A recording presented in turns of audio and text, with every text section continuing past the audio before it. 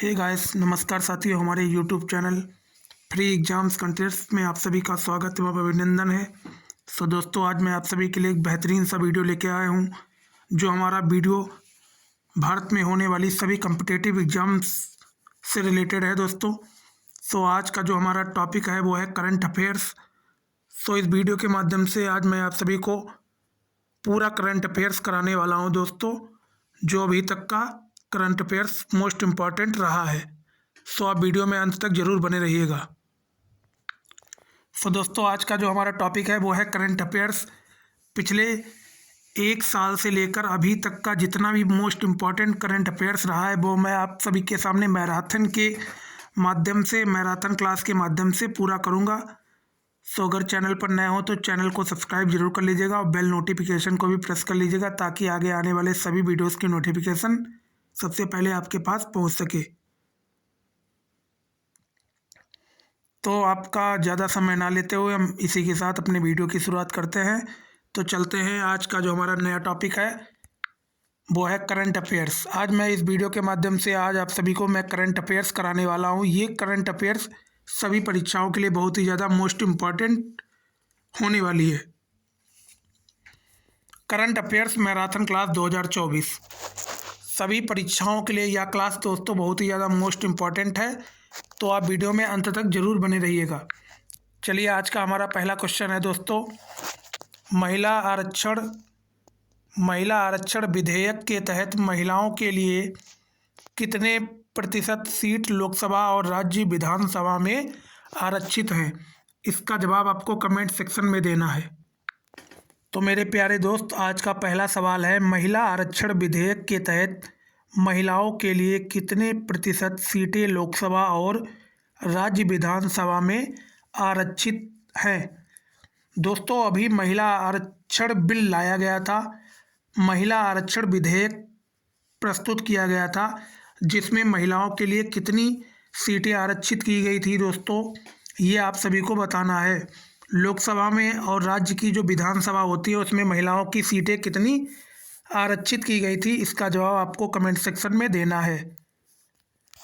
तो आपका दोस्तों सही आंसर हो जाएगा 33%। 33% सीटें दोस्तों महिलाओं के लिए आरक्षित की गई हैं यह आरक्षण विधेयक के तहत। दोस्तों, कहाँ पे 33% महिलाओं की सीट आरक्षित की गई है, तो ये भी आपको ध्यान रखना है। यह आरक्षित सीटें 33% लोकसभा में और राज्य की जो विधानसभा होती है वहाँ पे महिलाओं की 33% सीटें आरक्षित रहेंगी। ये चीज़ आपको ध्यान रखना है। दोस्तों, ये जो अधिनियम लाया गया, इस अधिनियम का नाम क्या था ये भी आपको पता होना चाहिए। तो इस अधिनियम का नाम था दोस्तों नारी शक्ति बंधन अधिनियम। नारी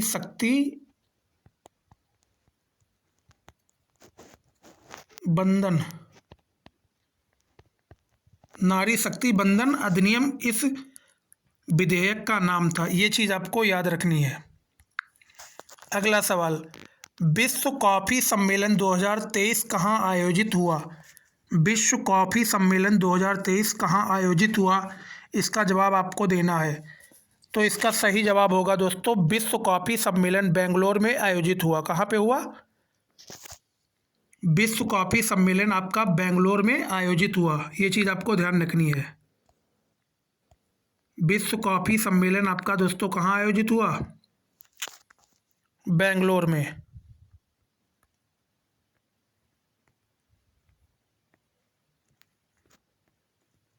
ये विश्व कॉफ़ी सम्मेलन दोस्तों आपका बेंगलोर में आयोजित हुआ। ये चीज़ आपको ध्यान रखनी है।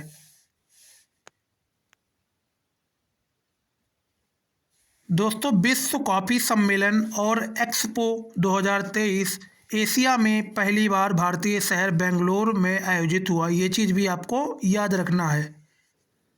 ये कौन सा संस्करण था? तो ये आपको याद रखना है, 5वां संस्करण था। 5वां ये संस्करण था। दोस्तों, ये आयोजन किसके द्वारा किया जाता है? विश्व कॉफ़ी सम्मेलन का आयोजन किसके द्वारा किया जाता है? तो ये आपको याद रखना है, अंतर्राष्ट्रीय कॉपी संगठन के द्वारा ये किया जाता है। ये चीज़ आपको याद रखना है। अगला सवाल, ज्यूरिख डायमंड लीग चैंपियनशिप 2023 में नीरज चोपड़ा ने कौन सा मेडल जीता है? आपको बताना है दोस्तों, क्या बताना है आपको? ज्यूरिख डायमंड लीग चैंपियनशिप 2023 में नीरज चोपड़ा ने कौन सा मेडल जीता है? तो आपका सही जवाब होगा नीरज चोपड़ा ने रजत पदक जीता है। कौन सा? रजत पदक जीता है नीरज चोपड़ा ने। ये चीज़ आपको ध्यान रखनी है। क्या करना है? ये चीज़ आपको ध्यान रखना है। और दोस्तों, नीरज चोपड़ा ने दोहा डायमंड लीग 2023 में कौन सा पदक जीता है? दोहा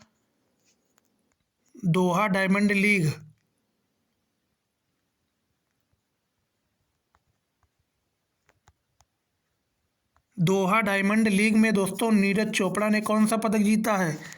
तो ये चीज़ भी आपको याद रखना है। दोहा डायमंड लीग 2023 में जो हुई थी उसमें नीरज चोपड़ा ने स्वर्ण पदक जीता है। कौन सा? स्वर्ण पदक जीता है, जिसमें इनका प्रथम स्थान रहा है। और दोस्तों ये भी याद रखना है, लुसाने डायमंड लीग 2023 में हुई थी, जिसमें नीरज चोपड़ा ने स्वर्ण पदक जीता है। इसमें भी इनका प्रथम स्थान रहा था। ये भी चीज़ आपको ध्यान रखना है। और ये भी आपको याद रखना है, विश्व एथलेटिक्स चैंपियनशिप 2023 में भी नीरज चोपड़ा ने स्वर्ण पदक जीता था। ये भी आपको याद रखना है। और एशियन गेम्स 2023 में भी नीरज चोपड़ा ने स्वर्ण पदक जीता था। ये चीज़ आपको ध्यान रखनी है। अगला सवाल, Times Higher Education World University Ranking 2024 के अनुसार भारत में सर्वोच्च रैंक वाला विश्वविद्यालय कौन सा है? आपको बताना है, Times Higher Education World University Ranking 2024 के अनुसार भारत में सर्वोच्च रैंक वाला विश्वविद्यालय कौन सा है? तो आपका सही जवाब क्या होगा दोस्तों? आपका सही जवाब होगा भारतीय विज्ञान संस्थान। भारतीय विज्ञान संस्थान।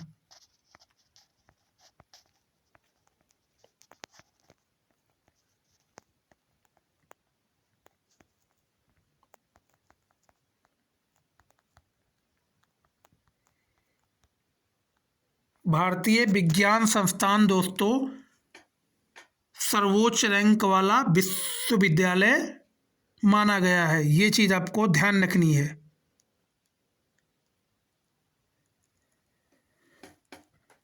दोस्तों ये भी आपको याद रखना है, टाइम्स हायर एजुकेशन की वर्ल्ड यूनिवर्सिटी रैंकिंग में 2024 में 91 भारतीय संस्थानों को स्थान मिला है। कितने को?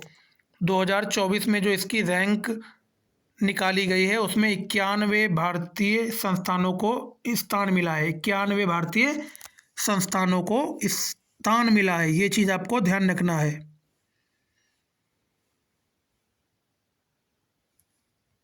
चलिए अगले सवाल पे चलते हैं।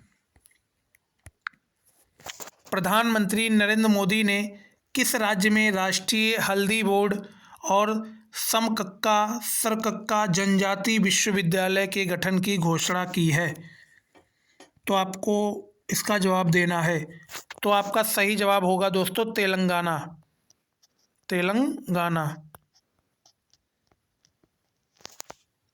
क्या जवाब हो जाएगा दोस्तों आपका? तेलंगाना आपका सही जवाब हो जाएगा।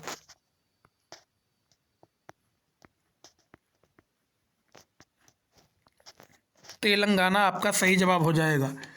अब दोस्तों तेलंगाना की राजधानी क्या होती है? तो ये भी आपको याद रखना, तेलंगाना की राजधानी होती है हैदराबाद।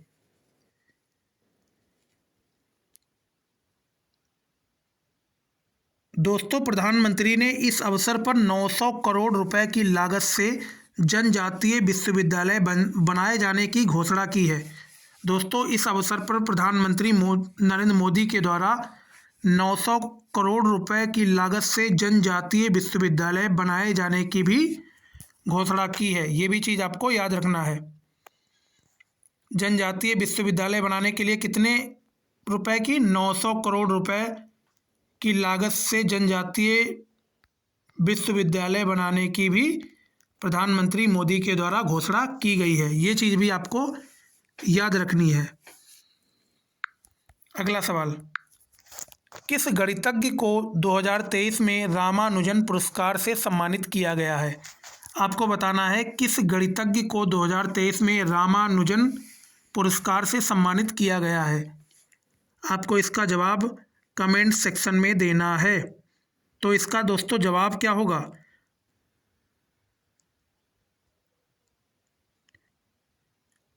रुइक्सियांग झांग। रुइक्सियांग झांग, क्या नाम होगा?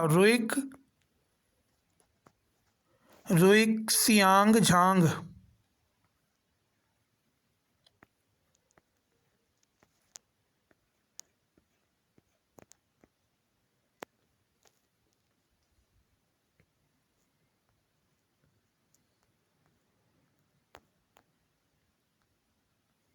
ये आपका दोस्तों सही जवाब हो जाएगा। दोस्तों ये पुरस्कार कब दिया जाता है? तो याद रखिएगा, यह पुरस्कार गणित के क्षेत्र में उल्लेखनीय योगदान के लिए दिया जाता है। गणित के क्षेत्र में उल्लेखनीय योगदान के लिए रामानुजन पुरस्कार दिया जाता है। दोस्तों इस पुरस्कार के तहत राशि कितनी दी जाती है? तो ये आपको याद रखना है 10,000 अमेरिकी डॉलर। राशि कितनी होती है इसमें? 10,000 अमेरिकी डॉलर। 10,000 अमेरिकी डॉलर इसमें पुरस्कार राशि होती है।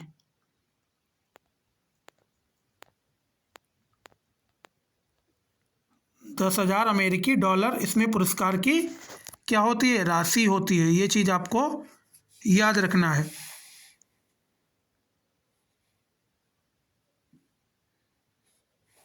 दोस्तों भारत में 22 दिसंबर को क्या मनाया जाता है? 22 दिसंबर को क्या मनाया जाता है? 22 दिसंबर को ये याद रखना है दोस्तों, राष्ट्रीय गणित दिवस मनाया जाता है। भारत में राष्ट्रीय गणित दिवस मनाया जाता है। राष्ट्रीय गणित दिवस,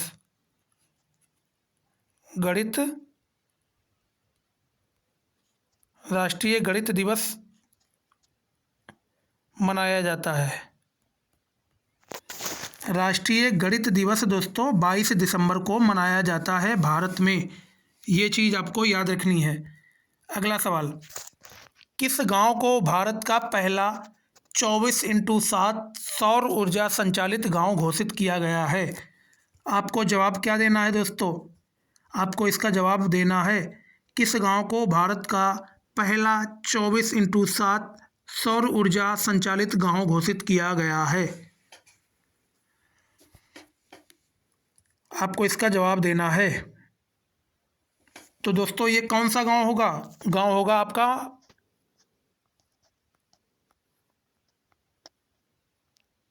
मोढेरा गांव। मोढेरा गांव दोस्तों ये आपका सही जवाब हो जाएगा। ये दोस्तों गांव गुजरात के मेहसाणा ज़िले में पड़ता है। मेहसाणा ज़िले में ये गांव पड़ता है।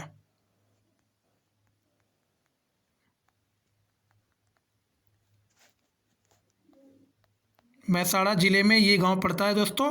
और ये मेहसाणा ज़िले कहाँ पड़ता है? ये मेहसाणा ज़िले दोस्तों गुजरात में पड़ता है। गुजरात में ये मेहसाणा ज़िले दोस्तों गुजरात में पड़ता है। ये चीज़ भी आपको ध्यान रखनी है। कहाँ पड़ता है? गुजरात में पड़ता है। ये चीज़ आपको याद रखना है। चलिए अगले सवाल पे चलते हैं। किस देश की क्रिकेट टीम ने T20 क्रिकेट में 300 का आंकड़ा पार किया और इतिहास रचा है? आपको बताना है किस देश की क्रिकेट टीम ने T20 क्रिकेट में 300 रनों का आंकड़ा पार किया है और इसके साथ साथ उसने इतिहास भी रचा है। तो आपका सही जवाब हो जाएगा नेपाल ने। नेपाल देश ने दोस्तों T20 क्रिकेट में 300 का आंकड़ा पार किया है और 300 का आंकड़ा पार करने के बाद इसने यह इतिहास भी रचा है। ये चीज़ आपको याद रखना है। ये किसके खिलाफ दोस्तों इसने आंकड़ा पार किया था? आपको ये याद रखना है, मंगोलिया के खिलाफ एशियाई खेलों में यह आंकड़ा नेपाल के द्वारा पार किया गया था। कितने रनों का? 300 के ऊपर। कितने रन बनाए थे दोस्तों? 20 ओवर में कितने बनाए थे? 20 ओवर में दोस्तों 314 रन बनाए थे नेपाल ने। 20 ओवर में 314 रन बनाए थे। किसके खिलाफ? मंगोलिया के खिलाफ। अगला सवाल, भारत के बाहर डॉक्टर वी आर अम्बेडकर की सबसे बड़ी प्रतिमा का अनावरण किस देश में किया गया है? भारत के बाहर डॉक्टर बी आर अम्बेडकर की सबसे बड़ी प्रतिमा का अनावरण किस देश में किया गया है? तो आपका सही जवाब हो जाएगा यूएसए। यूएसए मतलब United states of America, USA में किया गया है। ये चीज़ आपको ध्यान रखनी है। कितनी फुट की है दोस्तों? 19 फुट की ये प्रतिमा है। 19 फुट की ये प्रतिमा है। ये चीज़ भी आपको याद रखना है। अब इस प्रतिमा का नाम क्या दिया गया है? स्टैचू ऑफ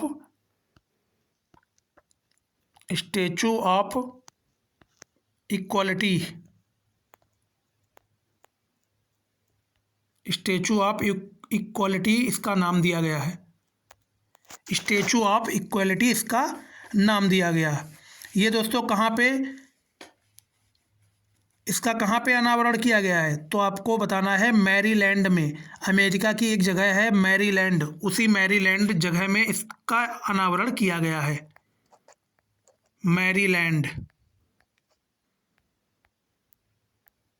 मैरीलैंड एक स्थान है दोस्तों अमेरिका में, वहीं पर डॉक्टर बी आर अम्बेडकर की प्रतिमा का अनावरण किया गया है।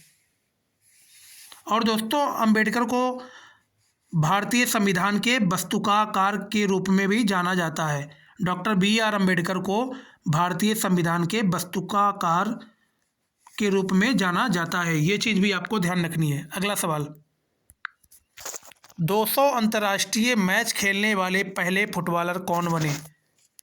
200 अंतर्राष्ट्रीय मैच खेलने वाले पहले फुटबॉलर कौन बने? ये इसका जवाब आपको देना है। 200 अंतर्राष्ट्रीय मैच खेलने वाले पहले फुटबॉलर कौन बने? तो आपका सही जवाब क्या होगा दोस्तों? आपका सही जवाब होगा क्रिस्टियानो रोनाल्डो। क्रिस्टियानो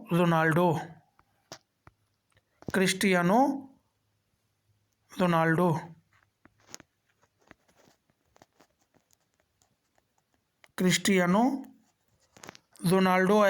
पहले खिलाड़ी बने जिन्होंने अंतर्राष्ट्रीय मैच कितने खेले हैं? 200 अंतर्राष्ट्रीय मैच खेले हैं क्रिस्टियानो रोनाल्डो।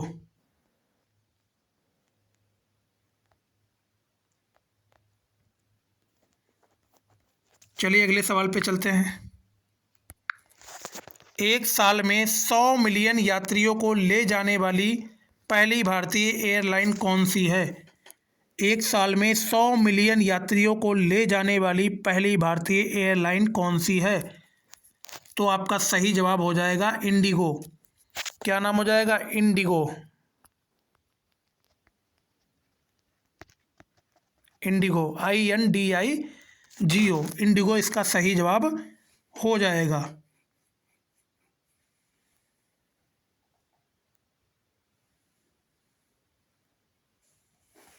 अगला सवाल,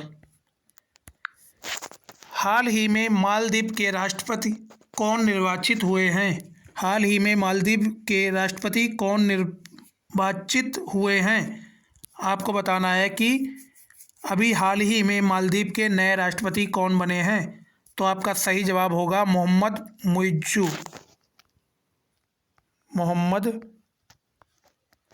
मुइज़्ज़ू मालदीव के नए राष्ट्रपति निर्वाचित हुए हैं।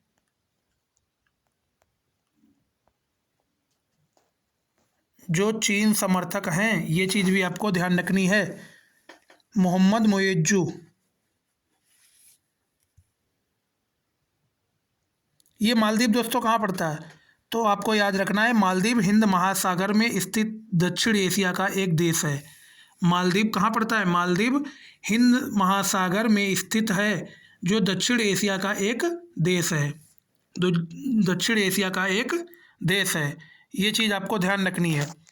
भारत के पहले सोलर रूफ साइकिलिंग ट्रैक का उद्घाटन किस शहर में किया गया है? भारत के पहले सोलर रूफ साइकिलिंग ट्रैक का उद्घाटन किस शहर में किया गया है? इसका आपको जवाब देना है। तो याद रखिएगा, इसका सही जवाब होगा हैदराबाद में किया गया है।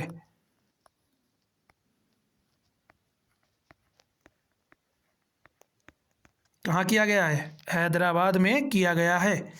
ये चीज़ आपको ध्यान रखनी है। दोस्तों, इस सोलर रूफ साइकिलिंग ट्रैक को नाम क्या दिया गया है? इसको नाम क्या दिया गया है? इस सोलर रूफ साइकिलिंग ट्रैक को नाम क्या दिया गया है? नाम आपको बताना है। नाम दोस्तों इसको क्या दिया गया है? नाम दिया गया है दोस्तों हेल्थ वे। हेल्थ वे इसको नाम दिया गया है।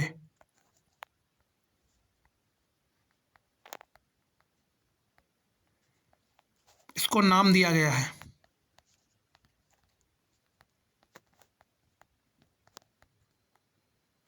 इसको नाम दिया गया है हेल्थ वे।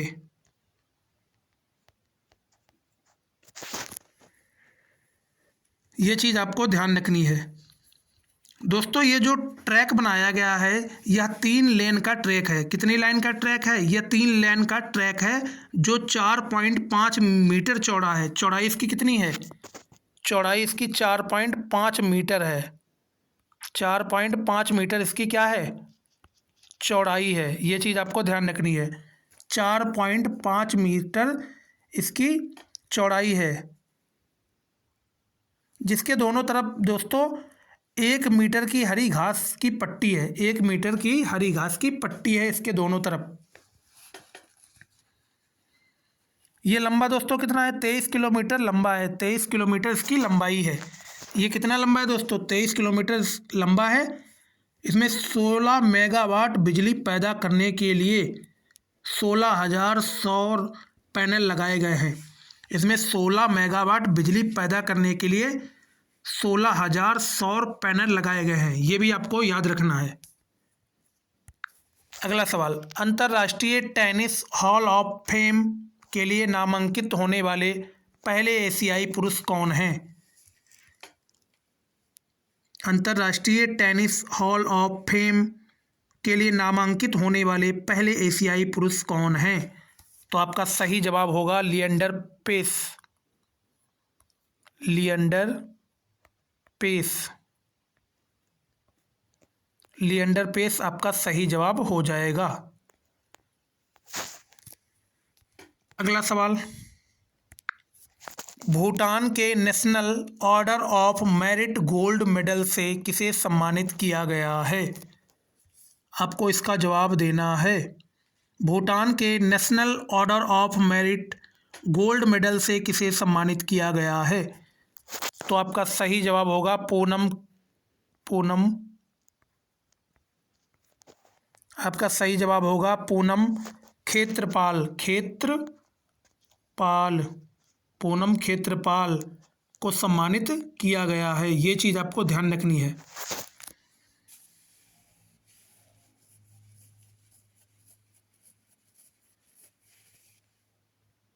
दोस्तों, ये जो पूनम खेत्रपाल हैं, ये कौन थी? तो ये आपको याद रखना है, WHO की क्षेत्रीय निदेशक थी। WHO की क्षेत्रीय निर्देशक थी। कहाँ की? दक्षिण पूर्व एशिया की। ये चीज़ आपको ध्यान रखनी है। अगला सवाल, लोकसभा और राज्य विधानसभाओं की कुल सीटों में से 1/3 सीट महिलाओं के लिए आरक्षित करने वाले संविधान के 128वें संविधान संशोधन विधेयक का दूसरा नाम क्या है? आपको बताना है। तो अभी मैंने शुरुआत में ही आपको बताया था, इसका दूसरा नाम क्या रखा गया है? नारी शक्ति बंधन अधिनियम। नारी शक्ति बंधन अधिनियम, नारी शक्ति बंधन अधिनियम।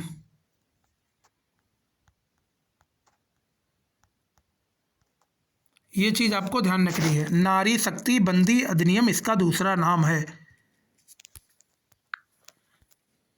अगला सवाल, हाल ही में किस शतरंज खिलाड़ी ने चेन्नई ग्रैंड मास्टर्स 2023 का खिताब जीता है?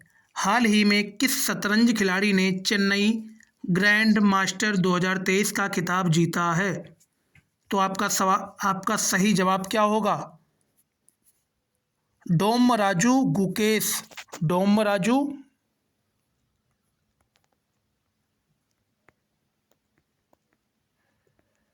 डोमराजू गुकेश गुकेश डोमराजू गुकेश ने दोस्तों यह पुरस्कार जीता है। हाल ही में किस शतरंज खिलाड़ी ने चेन्नई ग्रैंड मास्टर्स 2023 का खिताब जीता? तो आपका सही जवाब होगा डोमराजू गुकेश, डोमराजू गुकेश।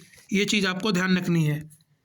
अगला सवाल, किस वैक्सीन को विश्व स्वास्थ्य संगठन का मतलब होता है WHO, वर्ल्ड हेल्थ ऑर्गेनाइजेशन, किस वैक्सीन को विश्व स्वास्थ्य संगठन ने मलेरिया के खिलाफ मंजूरी दी है? किसको मंजूरी दी गई है? आपको जवाब देना है। तो दोस्तों याद रखिएगा, R21 matrix M, R21 matrix M vaccine को मलेरिया के खिलाफ मंजूरी दी गई है। ये वैक्सीन का नाम है दोस्तों, R21 मैट्रिक्स M वैक्सीन को मंजूरी दी गई है। ये चीज़ आपको ध्यान रखना है। ये चीज़ क्या करना है आपको? ये चीज़ दोस्तों आपको ध्यान रखना है।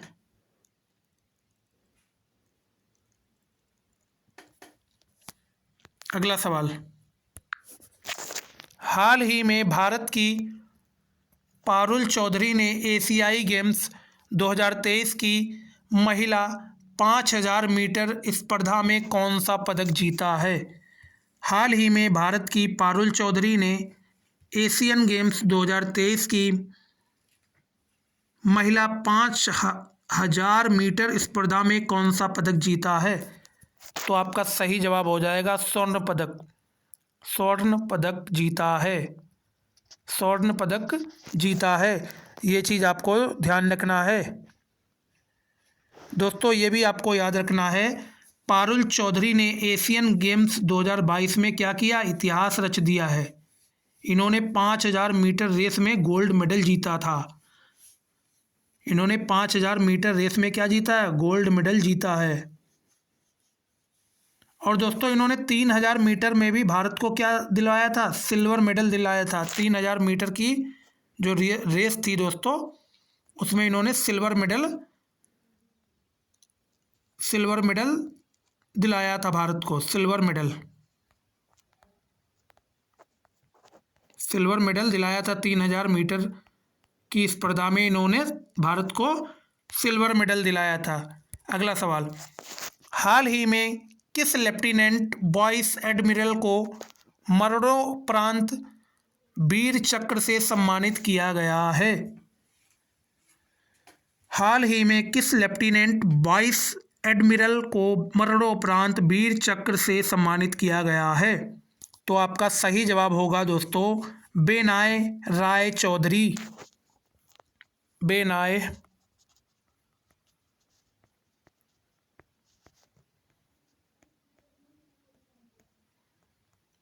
राय चौधरी।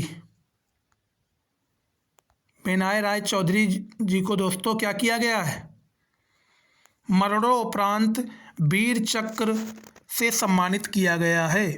वीर चक्र से क्या किया गया है? सम्मानित किया गया है। ये चीज़ आपको ध्यान रखनी है दोस्तों। ये बेनाय राय चौधरी कौन थे? तो आपको याद रखना है दिवंगत वाइस एडमिरल बेनाय राय चौधरी वर्ष 1971 के क्या थे? वर्ष 1971 के भारत पाक युद्ध के नायक रहे हैं? ये वर्ष 1971 के जो भारत और पाक का जो युद्ध था दोस्तों, उसके नायक थे। वर्ष 1971 के क्या थे? नायक थे।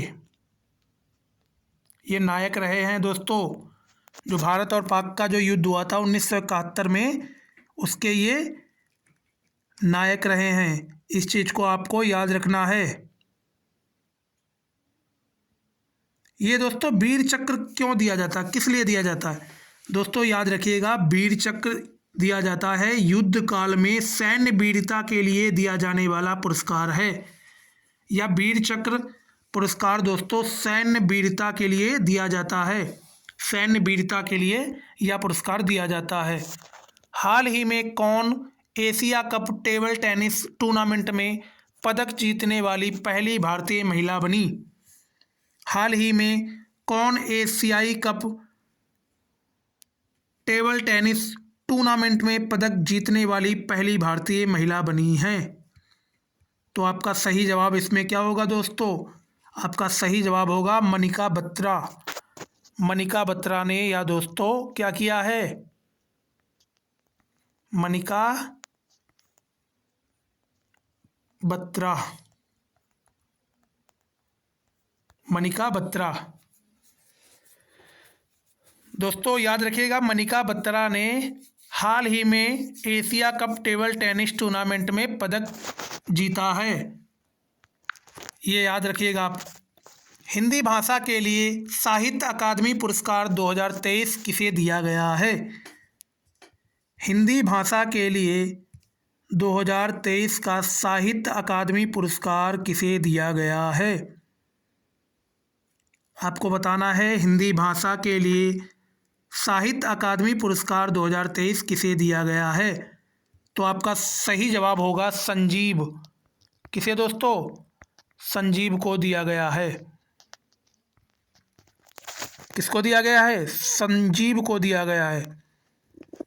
इनका कौन सा उपन्यास था दोस्तों जिसके लिए इन्हें दिया गया था? इनका एक उपन्यास है, उसे भी आप याद रखिएगा। इनका उपन्यास क्या था दोस्तों? इनका उपन्यास था मुझे पहचानो।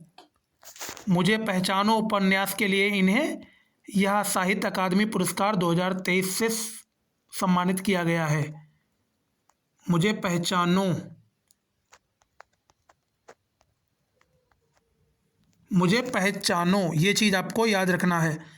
अब आपसे दोस्तों ये भी पूछ लेगा कि अंग्रेजी के लिए दोस्तों साहित्य अकादमी पुरस्कार किसे मिला है? अंग्रेजी के लिए तो आपको बता देना है नीलम शरण गौड़। नीलम शरण गौड़ को आपको क्या बताना है? आपको बताना है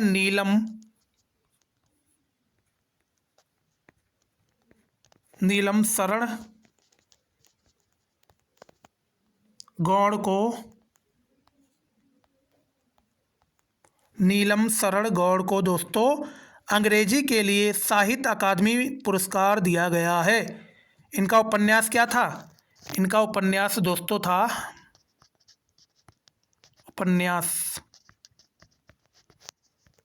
इनका उपन्यास क्या था? रिक्विम इन राग जानकी।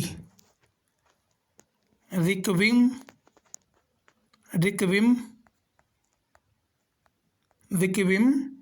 इन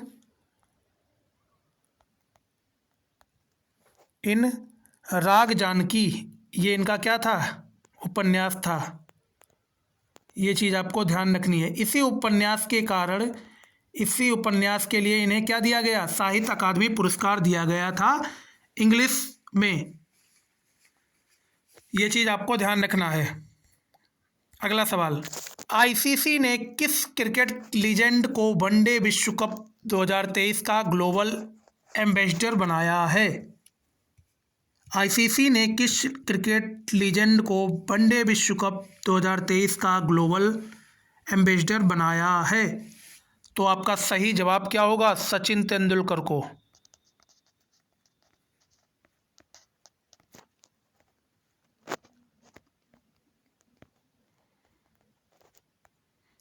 सचिन तेंदुलकर को ग्लोबल एम्बेसडर बनाया है आईसीसी ने 2023 के लिए। ये चीज़ आपको ध्यान रखनी है। दोस्तों तेंदुलकर ने कितनी बार वनडे में भाग लिया? कितनी बार वनडे विश्व कप में? दोस्तों तेंदुलकर ने 6 बार भाग लिया। कितनी बार? 6 बार भाग लिया इन्होंने वनडे विश्व कप में। अब दोस्तों वनडे विश्व कप का पहला मैच किसके किसके बीच में था? तो याद रखिएगा, वनडे विश्व कप का पहला मैच इंग्लैंड और न्यूजीलैंड के बीच में था। इंग्लैंड और न्यूजीलैंड के बीच में दोस्तों पहला मैच था। ये चीज़ आपको ध्यान रखना है। क्या याद रखना है? आपको ये चीज़ याद रखना है। अब दोस्तों एक क्वेश्चन यहाँ पे और भी आ जाता है, वो भी मैं आपको बता देता हूँ। दोस्तों आपसे पूछ लिया जाता है आईसीसी विश्व कप के ब्रांड एम्बेसडर कौन थे? तो आपको बताना है Shahrukh Khan.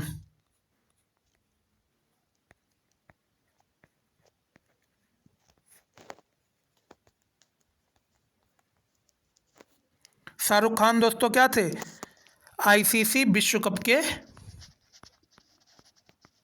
ICC world cup के क्या थे?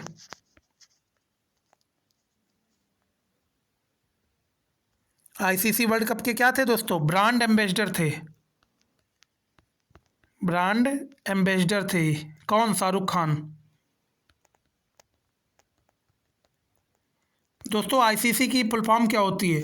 तो आईसीसी की फुल फॉर्म होती है international cricket council. International cricket council ICC की फुल फॉर्म होती है। ये चीज़ आपको ध्यान रखनी है। अगला सवाल, एशियन गेम्स के इतिहास में जेवलिन थ्रो में स्वर्ण पदक जीतने वाली पहली भारतीय महिला एथलीट कौन बनी है? आपको इसका जवाब देना है।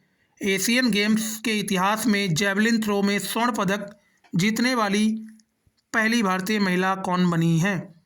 तो आपका सही जवाब होगा अन्नू रानी। कौन बनी है? अन्नू रानी बनी है दोस्तों। अन्नू रानी, अन्नू रानी दोस्तों बनी है। ये चीज़ आपको ध्यान रखना है।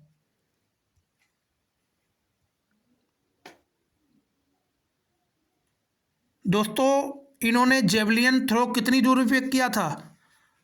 इन्होंने जेवलियन थ्रो कितनी दूरी पे किया था? तो ये भी आपको याद रखना है, 62.92 मीटर।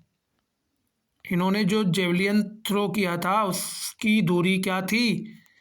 62.92 मीटर। ये चीज़ आपको ध्यान रखना है। ये चीज़ क्या करना है? ये चीज़ आपको याद रखना है। अगला सवाल, एशियन गेम्स 2023 भाला फेंक में नीरज चोपड़ा ने कौन सा पदक जीता है? आपको क्या बताना है? आपको दोस्तों क्या बताना है?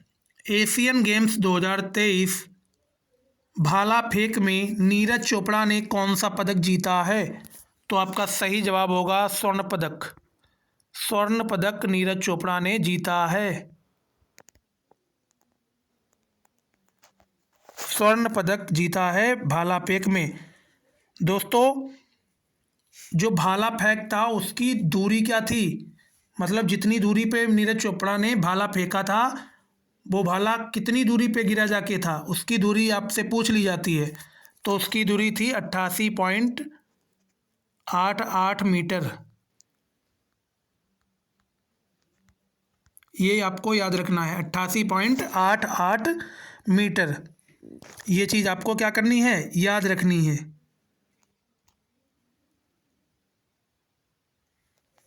अगला सवाल, वर्ष 2023 में फिजिक्स का नोबेल पुरस्कार कितने वैज्ञानिकों को संयुक्त रूप से दिया गया है? आपको बताना है वर्ष 2023 में फिजिक्स का नोबेल पुरस्कार कितने वैज्ञानिकों को संयुक्त रूप से दिया गया है? तो आपका सही जवाब होगा 3 वैज्ञानिकों को संयुक्त रूप से नोबेल पुरस्कार दिया गया है वर्ष 2023 में। वर्ष 2023 में 3 वैज्ञानिकों को संयुक्त रूप से नोबेल पुरस्कार दिया गया है। पहला वैज्ञानिक दोस्तों कौन?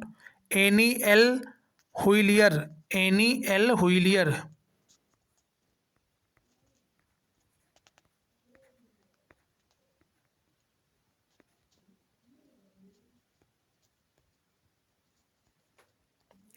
एनी एल हुइलियर, ये पहले वैज्ञानिक। दूसरा वैज्ञानिक दोस्तों पियरे एगोस्टिनी,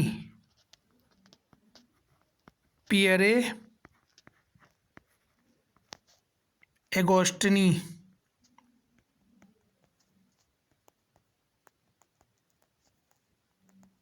पियरे एगोस्टिनी, ये चीज़ भी आपको याद रखनी है। फिर तीसरे दोस्तों कौन है? Ferenc cruise.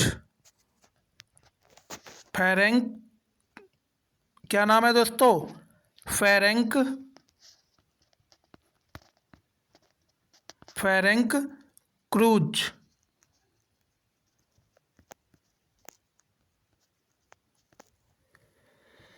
फेरेंक क्रूज, ये चीज़ आपको ध्यान रखनी है। ये दोस्तों जो नोबेल पुरस्कार है ये किसके द्वारा दिया गया है?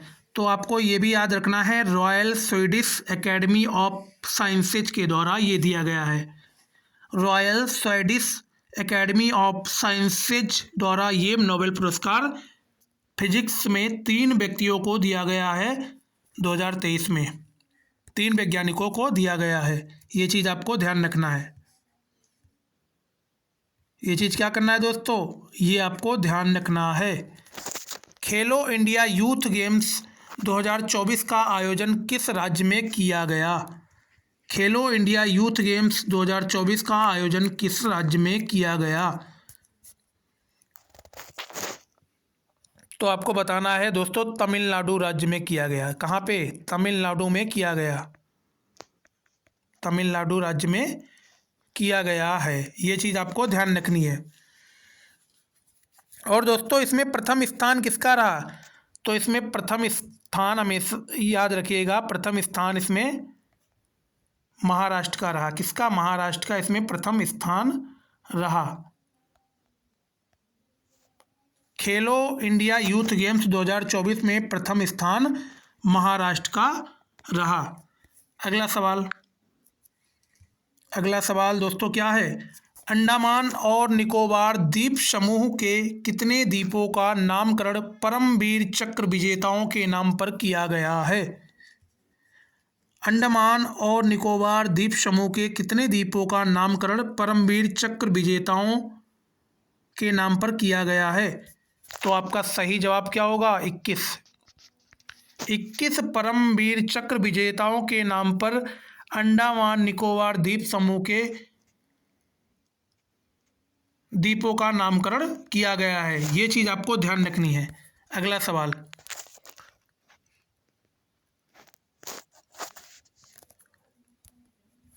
लारियस स्पोर्ट्स अवार्ड 2023 में world sportsman of the year award किसे मिला? लारियस स्पोर्ट्स अवार्ड 2023 में world sportsman of the year award किसे मिला? आपका सही जवाब क्या होगा दोस्तों? लियोनल मैसी। लियोनल मैसी को मिला। किसको मिला? लियोनल मैसी को मिला। लियोनल मैसी।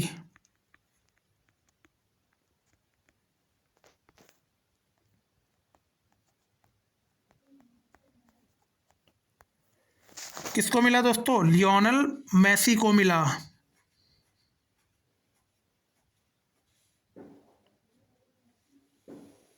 दोस्तों Laureus World Sports women of the year किसको मिला? स्पोर्ट्स वुमेन में किसको मिला? तो आपको याद रखिएगा, Sally Ann Fraser. Sally Ann Fraser Prince को मिला। सैली एन फ्रेजर प्रिंस को मिला है Laureus World Sports women of the year. और दोस्तों Laureus World team of the year किसको मिला? Laureus World team of the year Argentina की पुरुष फुटबॉल टीम को मिला। अर्जेंटीना की पुरुष फुटबॉल टीम को मिला। आधार यूपीआई, आधार UPI, digi locker, CoWIN, GeM और जीएसटीएन जैसे डिजिटल समाधानों के समूह का नाम क्या है? दोस्तों आपको बताना है डिजिटल समाधानों के समूह का नाम क्या है। तो आपको बताना है इंडिया स्टैक। इंडिया स्टैक इसके समूह का नाम है।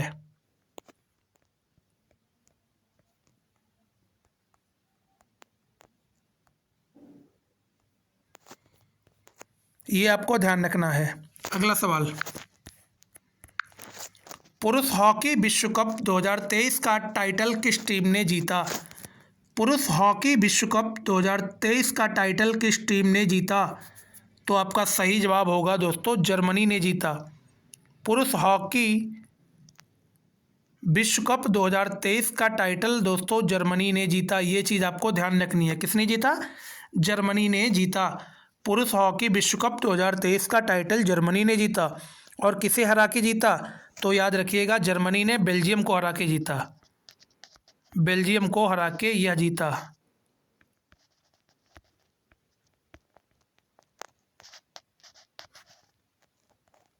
बेल्जियम को हरा के दोस्तों ये टाइटल जर्मनी ने जीता। ये चीज़ आपको ध्यान रखनी है। किसको हरा के? बेल्जियम को हरा के। ये चीज़ आपको याद रखना है दोस्तों। ये जो जर्मनी है, ये तीसरी बार ये चैंपियन बना है। कितनी बार? ये तीसरी बार विश्व कप चैंपियन बना है। हॉकी वर्ल्ड चैंपियन ये कितनी बार बना है? ये तीसरी बार बना है। कौन? जर्मनी। अगला सवाल, हाल ही में आंध्र प्रदेश के सीएम जगन मोहन रेड्डी ने नई राजधानी कहाँ करने की घोषणा की है? हाल ही में आंध्र प्रदेश के सीएम जगन मोहन रेड्डी ने नई राजधानी कहाँ करने की घोषणा की है? तो आपको सही जवाब बताना है, विशाखापट्टनम। कहाँ करने की घोषणा की है? विशाखापट्टनम में करने की घोषणा की है।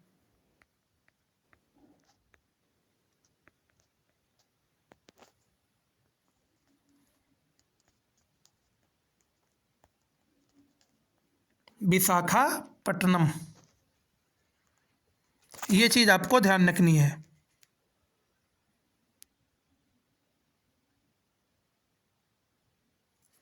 दोस्तों मौजूदा समय में आंध्र प्रदेश की राजधानी क्या है? तो आपको याद रखिएगा, मौजूदा समय में आंध्र प्रदेश की राजधानी है अमरावती। क्या है? अमरावती। मौजूदा समय में दोस्तों आंध्र प्रदेश की राजधानी है अमरावती। और दोस्तों इसे विशाखापट्टनम करने की क्या की गई है? घोषणा की गई है। किसके मुख्यमंत्री के द्वारा? आंध्र प्रदेश के मुख्यमंत्री के द्वारा। आंध्र प्रदेश के मुख्यमंत्री कौन है? जगन मोहन रेड्डी हैं। ये चीज़ आपको ध्यान रखनी है। डूरंड कप 2023 का टाइटल किस टीम ने जीता? आपको बताना है, डूरंड कप 2023 का टाइटल किस टीम ने जीता है? आपको बताना है, डूरंड कप 2023 का टाइटल किस टीम ने जीता है? तो आपका सही जवाब हो जाएगा मोहन बागान सुपर जायंट्स। मोहन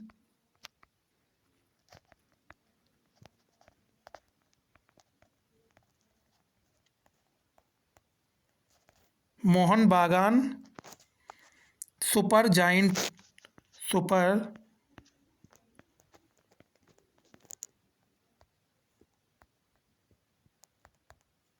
मोहन बागान सुपर जायंट टीम ने डूरांड कप 2023 का टाइटल जीता है। ये चीज़ आपको ध्यान रखना है।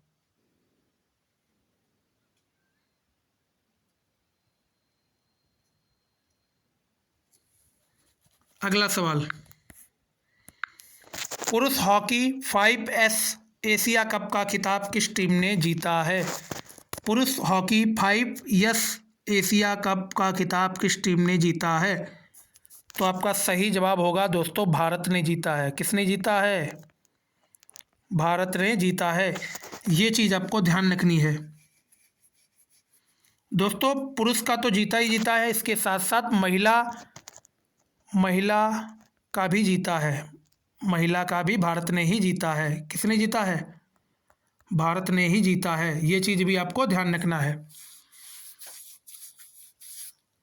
पुरुष और महिला दोनों का ही भारत ने जीता है। ये चीज़ आपको याद रखनी है। पीएम विश्वकर्मा योजना के लिए कितने करोड़ रुपए आवंटित किए गए हैं? पीएम विश्वकर्मा योजना के लिए कितने करोड़ रुपए आवंटित किए गए हैं? तो आपका सही जवाब होगा 13,000 करोड़। 13,000 करोड़ रुपए आवंटित किए गए हैं पीएम विश्वकर्मा योजना के तहत। 13,000 करोड़ रुपए आवंटित किए गए हैं। वित्त वर्ष 2023-24 से लेकर 2027-28 तक के लिए सरकार ने पीएम विश्वकर्मा योजना के लिए 13,000 करोड़ रुपए आवंटित किए हैं। पीएम विश्वकर्मा योजना दोस्तों कब मनाई जाती है? पीएम विश्वकर्मा योजना 17 सितंबर 2023 को प्रधानमंत्री नरेंद्र मोदी के 73वें जन्मदिन के अवसर पर शुरू की गई थी। आपको याद रखना है दोस्तों, प्रधानमंत्री नरेंद्र मोदी का जन्मदिन 17 सितंबर 2023 को, मोदी जी 73 साल के हो जाएंगे। 17 सितंबर 2023, 17 सितंबर 2023 को मोदी जी का जन्मदिन होता है। तो इसी अवसर पर दोस्तों पीएम विश्वकर्मा योजना की शुरुआत की गई थी। ये चीज़ आपको ध्यान रखना है। प्रधानमंत्री नरेंद्र मोदी का 73वां जन्मदिन था 17 सितंबर 2023 को। ये चीज़ आपको याद रखना है और इसी दिन से पीएम विश्वकर्मा योजना की शुरुआत की गई थी। अगला सवाल, Uttar Pradesh global investors summit 2023 का आयोजन किस शहर में किया जा रहा है? तो आपका सही जवाब हो जाएगा लखनऊ में। कहाँ किया जा रहा है? लखनऊ में किया जा रहा है। Uttar Pradesh global investors summit 2023 का आयोजन लखनऊ शहर में किया जा रहा है। दोस्तों प्रधानमंत्री नरेंद्र मोदी के द्वारा ग्लोबल इन्वेस्टर्स समिट 2023 का उद्घाटन किया गया है। ये चीज़ भी आपको याद रखना है।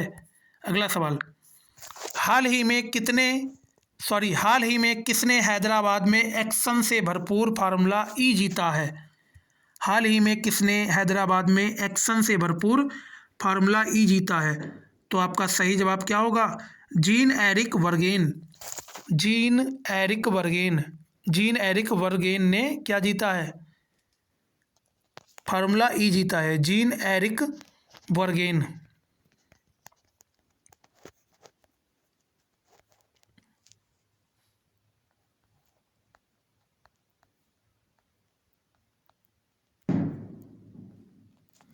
ये आपका सही जवाब हो जाएगा। अगला सवाल, हाल ही में किस पत्रकार को राजा राम मोहन रॉय राष्ट्रीय पुरस्कार के लिए चुना गया है? हाल ही में किस पत्रकार को राजा राम मोहन रॉय राष्ट्रीय पुरस्कार के लिए चुना गया है? तो आपका सही जवाब क्या होगा? आपका सही जवाब होगा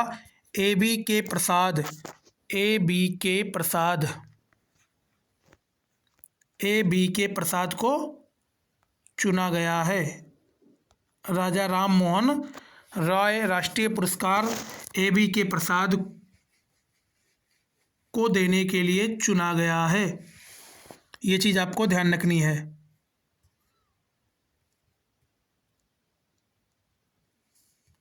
ये दोस्तों, ये जो पत्रकार को पुरस्कार दिया जाता है, जैसे मतलब राष्ट्रीय पुरस्कार दिया जाता है पत्रकार को, तो ये कौन देता है? तो ये याद रखिएगा दोस्तों, पुरस्कार प्रेस काउंसिल ऑफ इंडिया। किसके द्वारा? पुरस्कार प्रेस काउंसिल ऑफ इंडिया के द्वारा ये दिया जाता है। अगला सवाल, किस देश की पूर्व चांसलर अंगेला मार्केल यूनेस्को शांति पुरस्कार से सम्मानित हुई हैं? किस देश की पूर्व चांसलर एंजेला मार्केल यूनेस्को शांति पुरस्कार से सम्मानित हुई हैं? तो आपका सही जवाब हो जाएगा जर्मनी। किस देश की? जर्मनी। अगला सवाल, किस भारतीय राज्य ने 5वें खेलो इंडिया यूथ गेम्स में पदक तालिका में शीर्ष स्थान हासिल किया है? किस भारतीय राज्य ने 5वें खेलो इंडिया यूथ गेम्स में पदक तालिका में शीर्ष स्थान हासिल किया है? तो आपका सही जवाब हो जाएगा महाराष्ट्र ने। किसने? महाराष्ट्र राज्य ने खेलो इंडिया यूथ गेम में शीर्ष स्थान हासिल किया है। ये चीज़ आपको याद रखना है।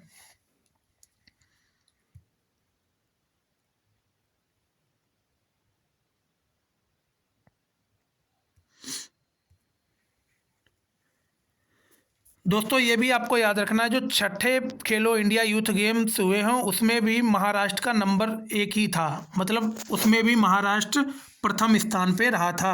ये चीज़ भी आपको याद रखना है।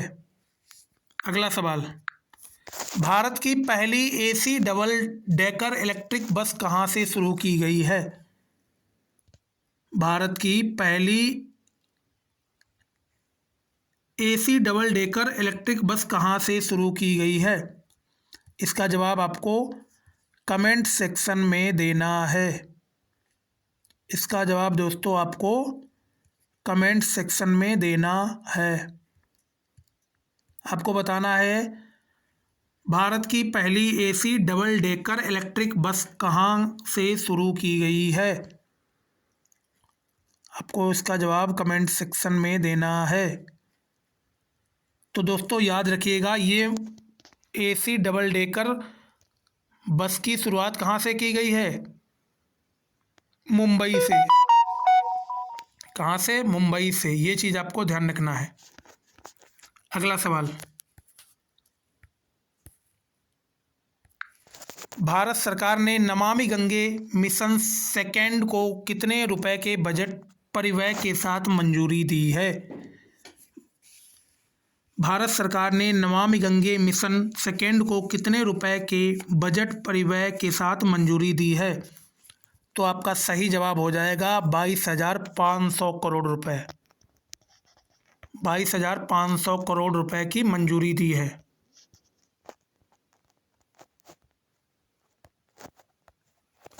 अगला सवाल, राष्ट्रीय खेल पुरस्कारों में मौलाना अबुल कलाम आज़ाद ट्रॉफी किसने जीती है? आपको बताना है, क्या बताना है दोस्तों? राष्ट्रीय खेल पुरस्कारों में मौलाना अबुल कलाम आज़ाद ट्रॉफी किसने जीती है? तो आपका सही जवाब क्या होगा? गुरु नानक देव विश्वविद्यालय। गुरु नानक देव विश्वविद्यालय ने जीती है। गुरु नानक देव विश्वविद्यालय। गुरु नानक देव विश्वविद्यालय।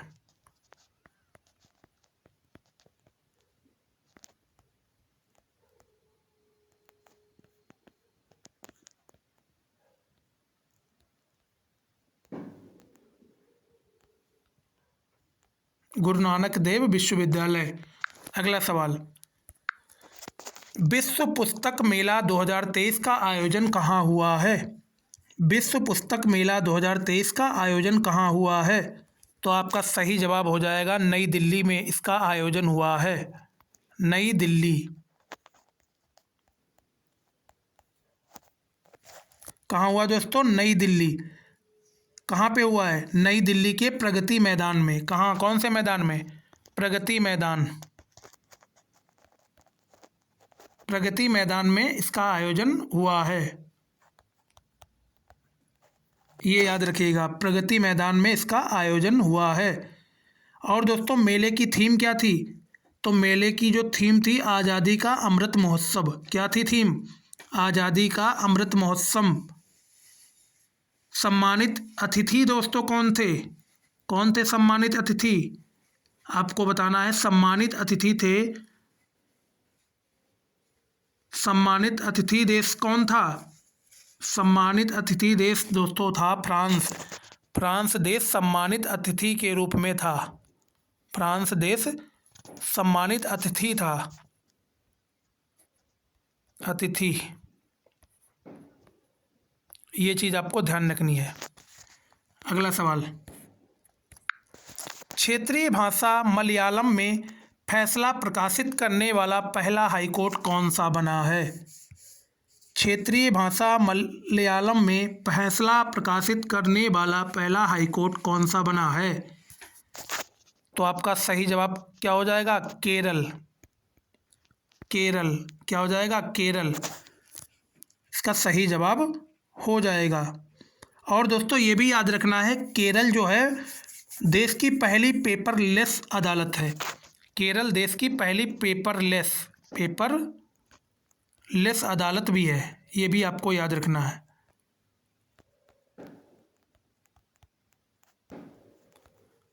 पहली पेपरलेस अदालत भी है देश की। अगला सवाल, उत्तर भारत का पहला न्यूक्लियर पावर प्लांट किस राज्य में स्थापित किया जा रहा है? उत्तर भारत का पहला न्यूक्लियर पावर प्लांट किस राज्य में स्थापित किया जा रहा है? तो आपका सही जवाब हो जाएगा हरियाणा राज्य में। हरियाणा राज्य में ये स्थापित किया जा रहा है।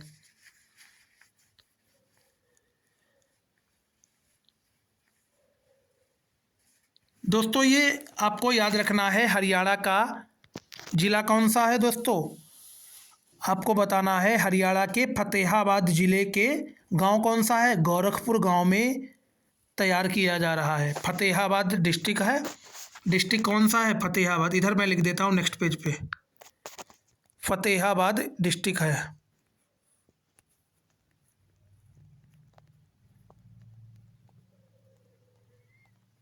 फतेहाबाद ज़िला है दोस्तों, हरियाणा का फतेहाबाद ज़िला है, फतेहाबाद। और गांव कौन सा है? गांव भी आपको मालूम होना चाहिए। गांव कौन सा है दोस्तों? गांव है गोरखपुर। गोरखपुर गांव है हरियाणा का। वहीं पे ये क्या किया जा रहा है? स्थापित किया जा रहा है। ये चीज़ आपको ध्यान रखनी है। अगला सवाल, इंटरनेशनल क्रिकेट में सबसे तेज 25,000 रन बनाने वाले दुनिया के पहले बल्लेबाज कौन बने हैं? इंटरनेशनल क्रिकेट में सबसे तेज 25,000 रन बनाने वाले दुनिया के पहले बल्लेबाज कौन बने हैं? तो आपका सही जवाब हो जाएगा विराट कोहली। विराट कोहली दुनिया के पहले बल्लेबाज बने हैं जिन्होंने इंटरनेशनल क्रिकेट में सबसे तेज 25,000 रन पूरे किए हैं। ये चीज़ आपको ध्यान रखना है। और वनडे में दोस्तों सबसे तेज 13,000 रन किसके बने हैं? वनडे में सबसे तेज, वनडे में सबसे तेज 13,000।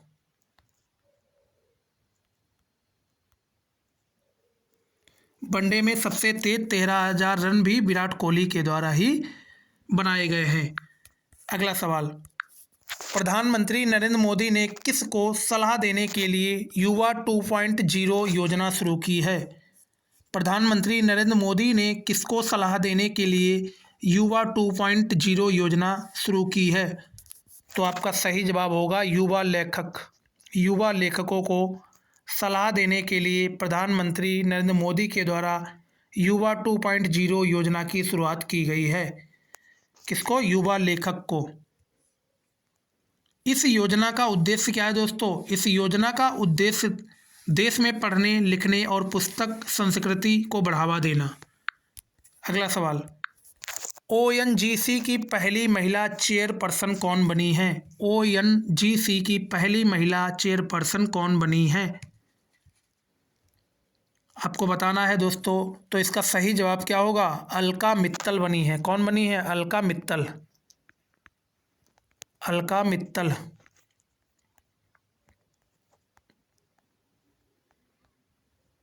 अलका मित्तल आपका सही जवाब हो जाएगा।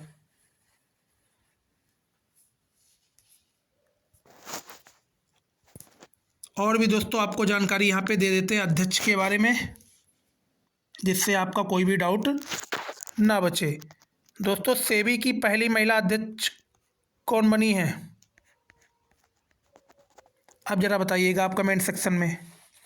तो याद रखिएगा, सेबी की पहली महिला अध्यक्ष बनी है दोस्तों माधवीपुरी बुच। माधवीपुरी बुच।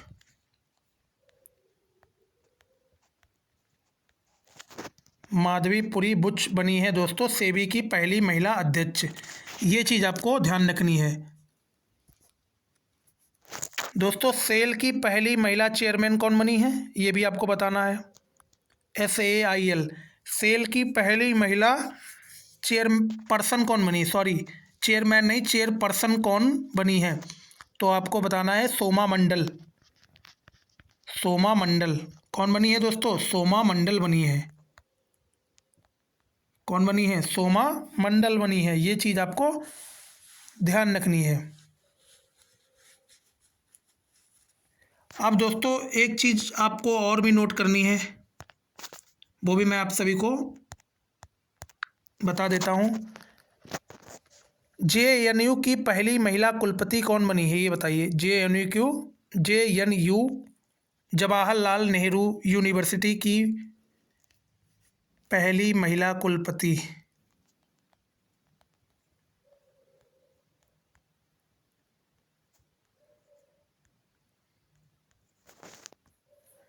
इसका जवाब आपको कमेंट सेक्शन में देना है। कुलपति कौन बनी है दोस्तों, तो आपको बता देना है दोस्तों, क्या शांति श्री धूलीपुड़ी पंडित। शांति श्री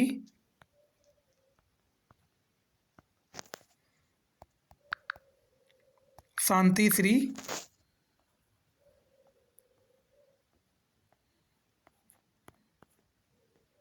शांति श्री धूलीपुड़ी, क्या हो जाएगा दोस्तों, धूलीपुड़ी पंडित। पंडित, ये चीज़ भी आपको याद रखनी है।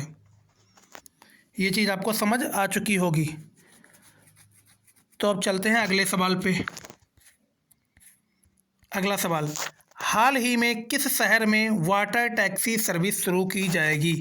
आपको बताना है हाल ही में किस शहर में वाटर टैक्सी सर्विस शुरू की जाएगी। तो आपका सही जवाब दोस्तों हो जाएगा मुंबई में। मुंबई में वाटर टैक्सी सर्विस की शुरुआत की जाएगी। ये आपका सही जवाब हो जाएगा। और दोस्तों ये भी आपको बताना है कि वाटर मेट्रो कहाँ पे, तो आपको बताना है वाटर मेट्रो की शुरुआत कहाँ पे की जाएगी। वाटर मेट्रो की शुरुआत दोस्तों आपको बतानी है कोची में की जाएगी। कहाँ पे, कोची। कहाँ की जाएगी, कोची में की जाएगी। ये भी आपको याद रखना है। अंडर वाटर मेट्रो की शुरुआत कहाँ पे की जाएगी, तो आपको बता देना है कोलकाता में। अंडर वाटर मेट्रो की शुरुआत,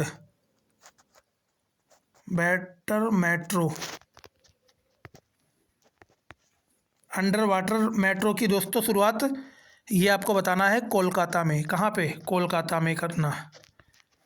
इसका सही जवाब होगा कोलकाता में। ये भी आपको याद रखना है।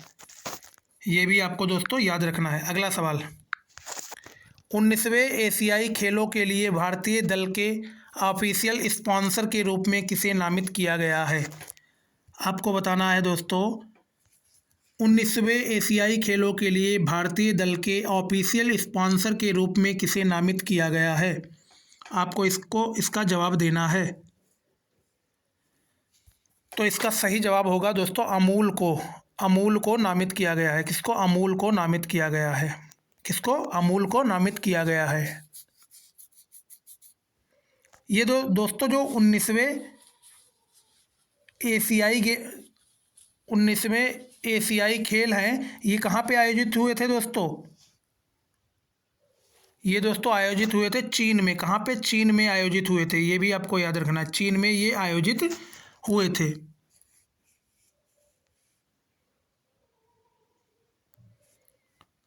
अगला सवाल,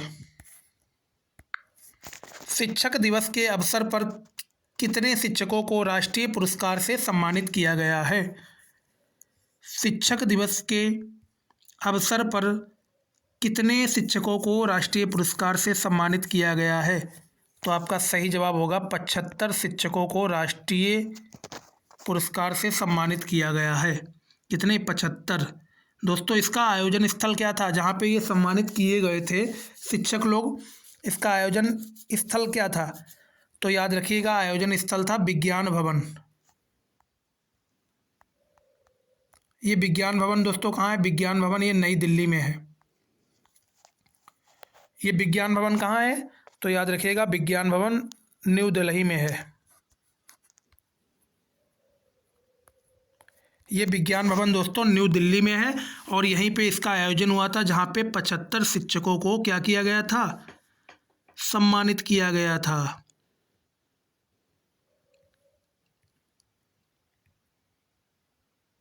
दोस्तों यहाँ पे जो सम्मानित किया गया था, इसमें पुरस्कार राशि कितनी थी, तो आपको बताना है 50,000 रुपये। पुरस्कार राशि थी 50,000 रुपये। 50,000 रुपये और क्या था, प्रमाण पत्र था। ये चीज़ भी आपको याद रखनी है। अगला सवाल, हाल ही में कौन पैरा तीरंदाजी विश्व चैंपियनशिप में रजत जीतने वाली पहली भारतीय बनी? आपको बताना है दोस्तों, हाल ही में कौन पैरा तीरंदाजी विश्व चैंपियनशिप में रजत जीतने वाली पहली भारतीय बनी? तो आपको सही जवाब क्या होगा? पूजा जातयान। पूजा जातयान आपका सही जवाब होगा। पूजा जातयान आपका सही जवाब हो जाएगा। अगला सवाल, आईपीएल के इतिहास में सबसे तेज 100 छक्के लगाने वाले भारतीय खिलाड़ी कौन बने? आपको बताना है आईपीएल के इतिहास में सबसे तेज 100 छक्के लगाने वाले भारतीय खिलाड़ी कौन बना दोस्तों? तो आपका सही जवाब क्या होगा? हार्दिक पांड्या। क्या होगा? हार्दिक पांड्या।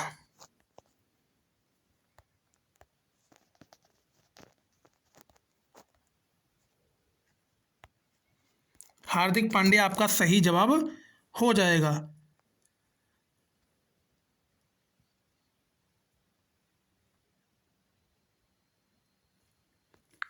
अगला सवाल, पुरुषों के विश्व कप खेल में पहली महिला रेफरी कौन बनी?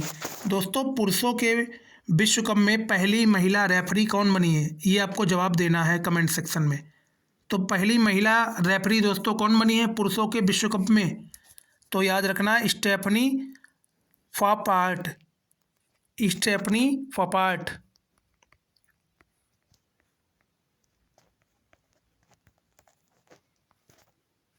स्टेफनी फॉपार्ट।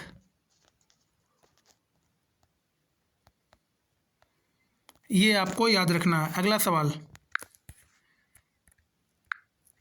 आधार नंबर को चेहरे से प्रमाणित करने के लिए UIDAI द्वारा लॉन्च किए गए एप्लीकेशन का नाम क्या है? आधार नंबर को चेहरे से प्रमाणित करने के लिए UIDAI द्वारा लॉन्च किए गए नए एप्लीकेशन का नाम क्या है? तो इसका दोस्तों सही जवाब होगा आधार फेस ID। आधार, क्या होगा इसका सही जवाब? आधार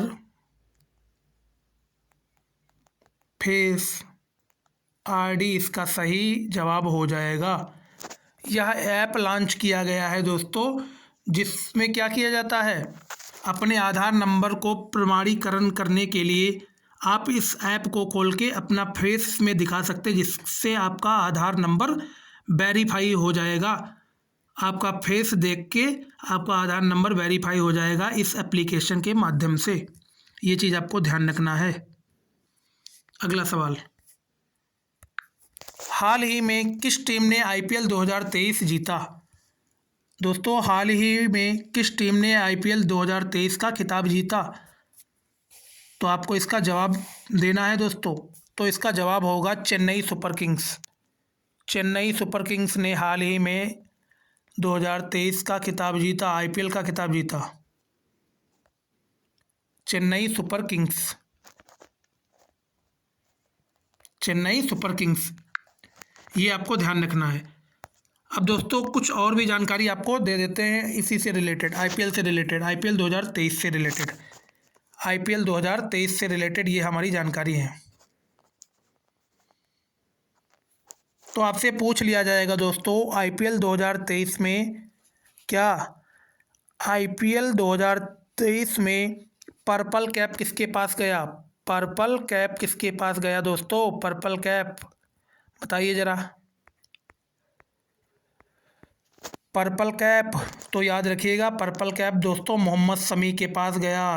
मोहम्मद शमी। और पर्पल कैप किसको दिया जाता है? बॉलर्स को दिया जाता है जिसके विकेट्स ज़्यादा होते हैं। और ऑरेंज कैप किसके पास गया? तो याद रखिएगा ऑरेंज कैप गया है सुमन गिल के पास। सुमन गिल के पास ऑरेंज कैप गया है। शुभमन गिल के पास ऑरेंज कैप गया है? शुभमन गिल के दोस्तों रन ज़्यादा थे, इसी के लिए इन्हें ऑरेंज कैप दिया गया। और मोहम्मद शमी के सबसे ज़्यादा विकेट थे IPL 2023 में, इसी के लिए इन्हें पर्पल कैप दिया गया। और दोस्तों सीजन का सबसे मूल्यवान खिलाड़ी कौन माना गया? तो याद रखिएगा, सीजन का सबसे मूल्यवान खिलाड़ी शुभमन गिल को ही माना गया है। अगला सवाल, हाल ही में अंडर-20 विश्व कुश्ती चैंपियनशिप में स्वर्ण पदक जीतने वाली पहली भारतीय महिला पहलवान कौन बनी हैं? आपको बताना है इसका जवाब। हाल ही में अंडर-20 विश्व कुश्ती चैंपियनशिप में स्वर्ण पदक जीतने वाली पहली भारतीय महिला पहलवान कौन बनी है? तो आपका सही जवाब होगा अंतिम पंघल। अंतिम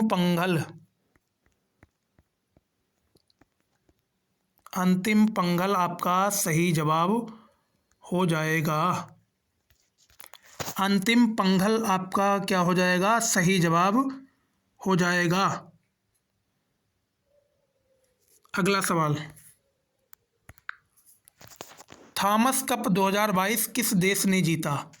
आपको बताना है थॉमस कप 2022 किस देश ने जीता? तो आपको जवाब देना है भारत ने थॉमस कप 2022 का खिताब जीता। 2022 का थॉमस कप का खिताब दोस्तों भारत ने जीता। और आयोजन स्थल ये कहाँ पे आयोजित हो रहा था? तो आपको बताना है बैंकॉक में आयोजित हो रहा था। बैंकॉक में आयोजित हुआ था दोस्तों यह थॉमस कप। बैंकॉक में ये आयोजित हुआ था, ये चीज़ भी आपको याद रखनी है। ये दोस्तों ये थॉमस कप है, ये किस खेल से संबंधित है? तो ये थॉमस कप दोस्तों बैडमिंटन से संबंधित है। किससे? बैडमिंटन से संबंधित है। ये थॉमस कप दोस्तों बैडमिंटन से संबंधित है, ये चीज़ भी आपको याद रखनी है।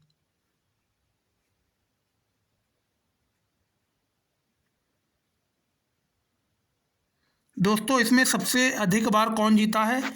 इस थॉमस कप को सबसे अधिक बार दोस्तों कौन जीता है? तो मैं अगले पेज नेक्स्ट पेज पे बता देता हूँ। इस थॉमस कप को सबसे अधिक बार थॉमस कप यहाँ पे लिख देते हैं थॉमस कप। थॉमस कप को सबसे अधिक बार दोस्तों किसने जीता है? इंडोनेशिया ने जीता है। कितनी बार? 14 बार। इंडोनेशिया ने कितनी बार जीता है? 14 बार ये थॉमस कप जीता है। सबसे ज़्यादा बार इंडोनेशिया ने जीता है। भारत ने दोस्तों कितनी बार जीता है? भारत पहली बार ही जीता है। इंडिया पहली बार जीता, पहली बार जीत इंडिया की दोस्तों पहली जीत हुई है थॉमस कप में। और सबसे ज़्यादा बार इंडोनेशिया ने जीता है। कितनी बार? 14 बार जीता है। अगला सवाल, हाल ही में किस देश ने चीन को हराकर उबेर कप 2022 जीता है? हाल ही में किस देश ने चीन को हराकर उबेर कप 2022 जीता है? तो आपका सही जवाब क्या होगा? दक्षिण कोरिया। सही जवाब क्या होगा? दक्षिण कोरिया आपका सही जवाब हो जाएगा। दक्षिण कोरिया ने चाइना को हराकर क्या किया है? क्या किया है दोस्तों? उबेर कप को जीता है। ये चीज़ आपको ध्यान रखनी है दोस्तों। ये इसका आयोजन स्थल कहाँ था? ये उबेर कप का आयोजन स्थल कहाँ था? तो आपको बताना है आयोजन स्थल बैंकॉक था। बैंकॉक में ही इसका भी आयोजन हुआ था। ये चीज़ भी आपको याद रखना है, बैंकॉक में ही इसका आयोजन हुआ था। ये दोस्तों बैंकॉक है कहाँ पे? ये बैंकॉक आपका है थाईलैंड में। कहाँ है? थाईलैंड में बैंकॉक है। ये चीज़ आपको ध्यान रखनी है।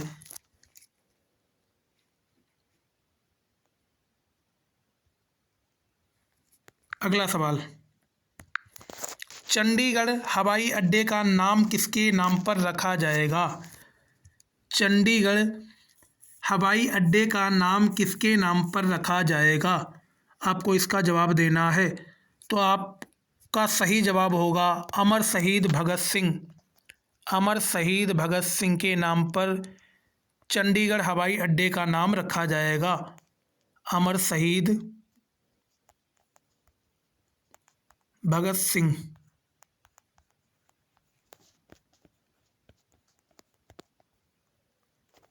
अमर शहीद भगत सिंह इसका सही जवाब हो जाएगा। अगला सवाल, हाल ही में किस कंपनी को महारत्न कंपनी का दर्जा मिला है? हाल ही में किस कंपनी को महारत्न कंपनी का दर्जा मिला है? तो आपको याद रखना है, पहली कंपनी है दोस्तों पीएफसी। पीएफसी इसको महारत्न कंपनी का दर्जा मिला है। दूसरी कौन है? दूसरी भी आपको याद रखना है आरईसी। आरईसी। तीसरी कौन सी है? ऑयल इंडिया लिमिटेड। तीसरी है दोस्तों ऑयल इंडिया लिमिटेड। ऑयल इंडिया लिमिटेड। एलटीडी का मतलब होता है लिमिटेड। ऑयल इंडिया लिमिटेड। इन तीनों कंपनीज को दोस्तों क्या मिला है? महारत्न कंपनी का दर्जा मिला है। ये चीज़ आपको ध्यान रखनी है। अगला सवाल, हाल ही में किस अभिनेत्री को वर्ष 2020 के लिए दादा साहब फाल्के पुरस्कार प्रदान किया गया है? हाल ही में किस अभिनेत्री को वर्ष 2020 के लिए दादा साहब फाल्के पुरस्कार प्रदान किया गया है? तो आपका सही जवाब क्या होगा? आशा पारेख। आशा पारेख को दादा साहब फाल्के पुरस्कार 2020 का प्रदान किया गया है। आशा पारेख। ये चीज़ आपको ध्यान रखनी है, आशा पारेख को प्रदान किया गया है। दोस्तों ये वर्ष 2020 में जो दादा साहब फाल्के पुरस्कार था ये कौन सावां था? तो ये आपको याद रखना, ये दादा साहब फाल्के पुरस्कार 52वां था। 52 था। 52वां। ये कौन से नंबर का था? 52वां था। ये चीज़ भी आपको ध्यान रखनी है। ये चीज़ क्या करनी है? ये चीज़ भी आपको याद रखनी है।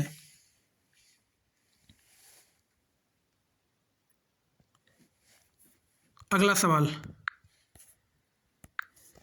हाल ही में किस अंतर्राष्ट्रीय संगठन ने दिल्ली के बीकानेर हाउस को अवार्ड ऑफ मेरिट प्रदान किया है?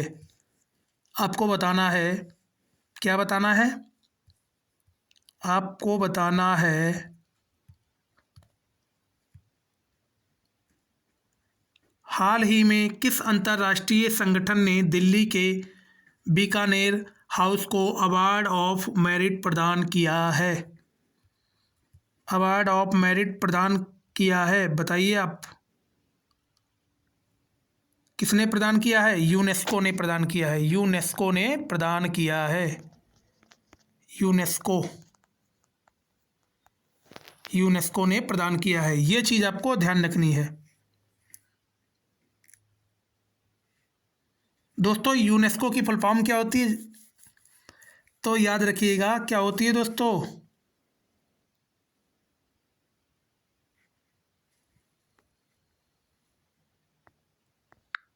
क्या होती है दोस्तों? चलिए आप लोग कमेंट सेक्शन में इसकी फुल फॉर्म बताइएगा।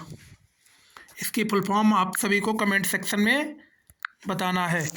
हाल ही में किस पुस्तक ने 2022 कमला देवी चट्टोपाध्याय NIF पुस्तक पुरस्कार जीता है? हाल ही में किस पुस्तक ने 2022 में कमला देवी चट्टोपाध्याय NIF पुस्तक पुरस्कार जीता है? बताइएगा इसका जवाब। तो याद रखिएगा इसका सही जवाब हो जाएगा दोस्तों the Chipko movement. The Chipko movement पुस्तक। द चिपको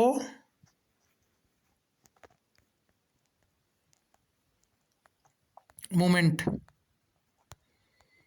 इसका सही जवाब क्या होगा? द चिपको मूवमेंट इसका सही जवाब हो जाएगा। अगला सवाल, हाल ही में किस महिला खिलाड़ी ने world athlete of the year 2023 पुरस्कार जीता है? हाल ही में किस महिला खिलाड़ी ने world athlete of the year 2023 पुरस्कार जीता है? तो आपका सही जवाब क्या होगा? आपका सही जवाब हो जाएगा फैथ किपयेगान।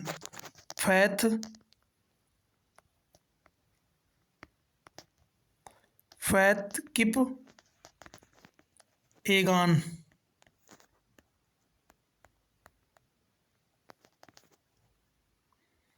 ये आपका दोस्तों क्या हो जाएगा, सही जवाब हो जाएगा। अगला सवाल, ऑपरेशन ऑक्टोपस किससे संबंधित है? ऑपरेशन ऑक्टोपस किससे संबंधित है? आपको बताना है ऑपरेशन ऑक्टोपस किससे संबंधित है। तो आपका सही जवाब हो जाएगा national investigation agency NIA। NIA NIA किससे संबंधित है? NIA से संबंधित है। NIA का मतलब होता है नेशनल इन्वेस्टिगेशन एजेंसी।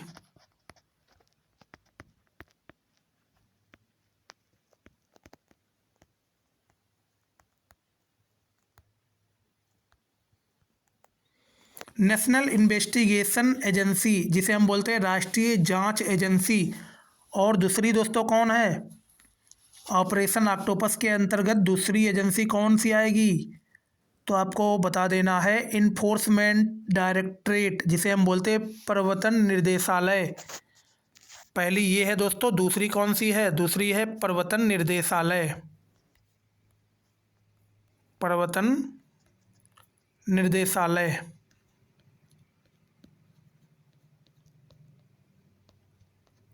ये आपको याद रखना है। अगला सवाल, हाल ही में ड्रोन नीति को मंजूरी देने वाला पहला राज्य कौन सा बना है? हाल ही में ड्रोन नीति को मंजूरी देने वाला पहला राज्य कौन बना है? बताना है आपको सही जवाब इसका।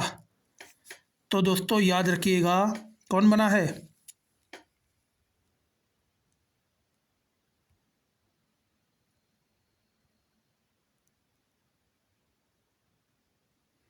तो याद रखिएगा हिमाचल प्रदेश। इसका सही जवाब क्या होगा? हिमाचल प्रदेश।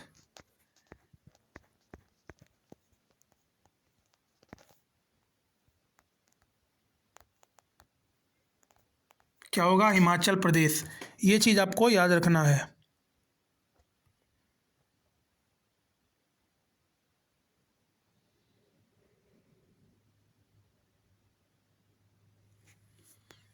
अगला सवाल, गरुड़ एरोस्पेसेस किस देश में अपना पहला एरोस्पेसेस प्लांट स्थापित करने जा रहा है? आपको क्या बताना है दोस्तों? आपको बताना है गरुड़ एरोस्पेसेस किस देश में अपना पहला एरोस्पेसेस प्लांट स्थापित करने जा रहा है? तो आपका सही जवाब होगा मलेशिया में। कहाँ स्थापित करने जा रहा है? मलेशिया में स्थापित करने जा रहा है। कौन से देश में? मलेशिया में। ये चीज़ आपको ध्यान रखनी है दोस्तों। ये जो एरोस्पेस स्थापित होने जा रहा है इसकी क्षमता कितनी होगी? 50 ड्रोन की दैनिक उत्पादन क्षमता होगी। 50 ड्रोन की दैनिक क्षमता होगी। इसकी दैनिक क्षमता होगी उत्पादन करने में। ये चीज़ आपको ध्यान रखनी है। अगला सवाल, नेस्कॉम का चेयरपर्सन किसे नियुक्त किया गया है? नेस्कॉम का चेयरपर्सन किसे नियुक्त किया गया है? तो आपको बता देना है राजेश नंबियार को नियुक्त किया गया है।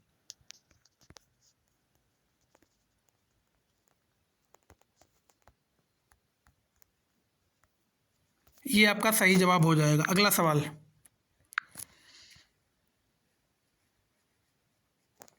ये आपका सही जवाब हो जाएगा।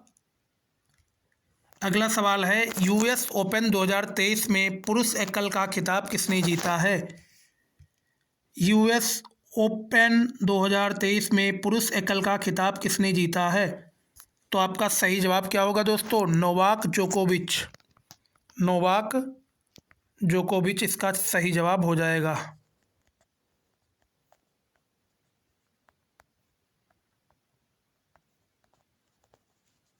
नोवाक जोकोविच इसका सही जवाब हो जाएगा। ये चीज़ आपको ध्यान रखना है।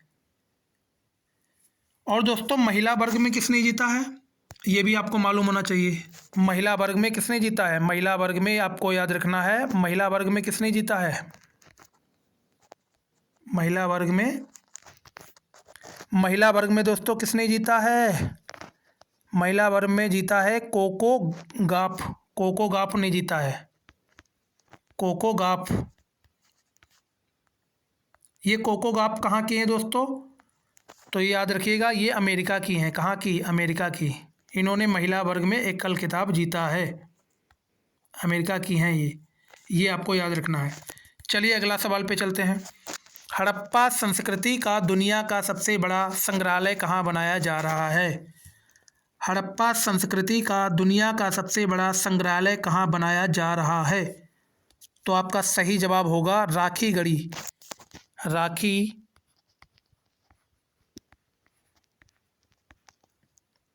राखीगढ़ी में बनाया जा रहा है। ये राखीगढ़ी दोस्तों कहाँ है, तो आपको याद रखना है, ये राखीगढ़ी हरियाणा में है। कहाँ पे है, हरियाणा राज्य में है। ये हरियाणा राज्य में है राखीगढ़ी, ये चीज़ आपको ध्यान रखना है। यहीं पे हड़प्पा संस्कृति का दुनिया का सबसे बड़ा संग्रहालय बनाया जा रहा है, ये चीज़ भी आपको याद रखना है। हाल ही में CSIR की पहली महिला महानिदेशक कौन बनी हैं, आपको बताना है। हाल ही में CSIR की पहली महिला महानिदेशक कौन बनी हैं, तो आपका सही जवाब क्या होगा, नल्लाथम्बी कलाईसेल्वी।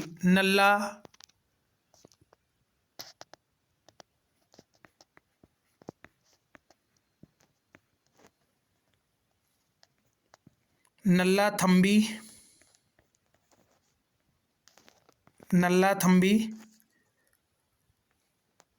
कलाईसेल्वी।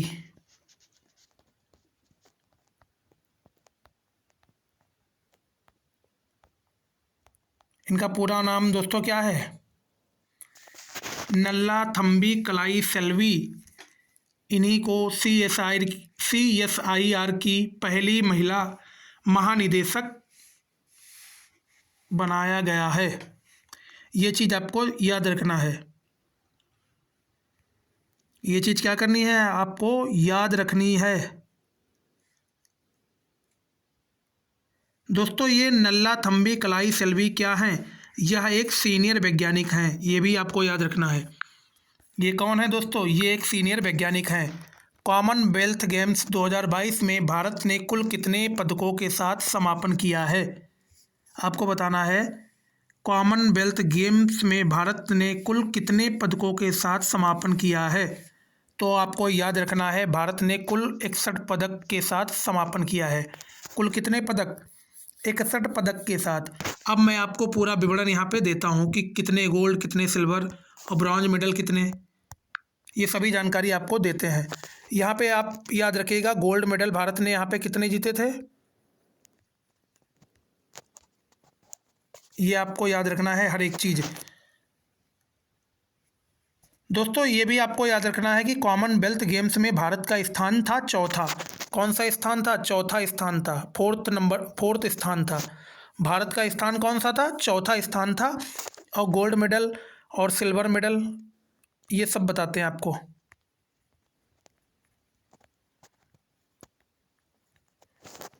और ब्रॉन्ज मेडल,